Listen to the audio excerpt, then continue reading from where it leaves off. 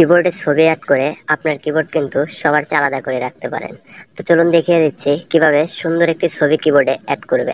তো এটা করার জন্য একটা কিবোর্ড অ্যাপস দরকার হবে। তো সরাসরি চলে যাবেন প্লে স্টোরে। এরপরে সার্চ বারে গিয়ে সার্চ করবেন রিদমিক কিবোর্ড। এটা সার্চ করার পরে আপনাদের সামনে এরকম একটা অ্যাপস শো করবে। তো আপনাদের এটা ইনস্টল করা না থাকলে অবশ্যই এটা ইনস্টল করে নেবেন। তো আমার যেহেতু আগে থেকে ইনস্টল করা আছে, তো আমি এটা ওপেন করে নিচ্ছি। তো অ্যাপসটা ওপেন হওয়ার পরে কিন্তু আপনাদের সামনে এরকম একটা ইন্টারফেস শো করবে। তো উপরের দিকে দেখতে পাচ্ছেন সেটিংস আইকন, তো সেটাতে একটা ক্লিক করে দিবেন। এরপর থিম বলে একটি লেখা আছে, সেটাতে একটা ক্লিক করবেন। এরপর এখানে কিন্তু আপনাদের সামনে অনেকগুলো থিম শো করবে, আপনারা চাইলে কিন্তু সেগুলোও ব্যবহার করতে পারেন।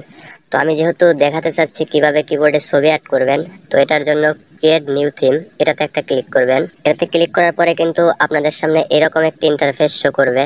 তো এখানে দেখতে পাচ্ছেন ব্যাকগ্রাউন্ড ইমেজ বলে একটি লেখা আছে, তো সেটাতে একটা ক্লিক করে দিবেন।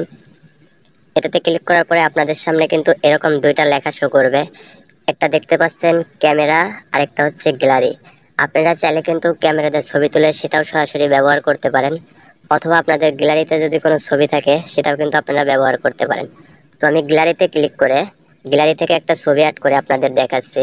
তো গ্যালারিতে ক্লিক করার পরে কিন্তু আপনাদের গ্যালারিটা ওপেন হয়ে যাবে। তো আপনাদের গ্যালারিতে যেই ছবিটা রাখা আছে সেই ছবিটা সিলেক্ট করে নেবেন। তো আমি আমার একটা ছবি সিলেক্ট করে নিলাম। এরপরে আপনাদের মতো করে একটা ক্রপ লেখাতে একটা ক্লিক করে দিবেন। এখন ছবিটা কিন্তু দেখতে পাচ্ছেন অ্যাড হয়ে গেছে। এখানে দেখতে পাচ্ছেন ব্রাইটনেস লো করা যায় এবং হাই করা যায়। তো আপনারা আপনাদের মতো করে কাস্টমাইজ করে নেবেন। এরপরে উপরের দিকে সেভ আইকন দেখতে পাচ্ছেন, এটাতে একটা ক্লিক করবেন। এরপর এটা যদি আপনারা সেভ করে রাখতে চান, রেখে পরবর্তীতে ব্যবহার করতে চান, তাহলে উপরের দিকে সেভ লেখা সেটাতে একটা ক্লিক করবেন। আর যদি এটা আপনারা সরাসরি ব্যবহার করতে চান, তাহলে সেভ অ্যান্ড অ্যাপ্লাই এটাতে একটা ক্লিক করে দিবেন। এখন কিন্তু সরাসরি অ্যাড হয়ে যাবে আপনাদের কিবোর্ডে ছবিটা।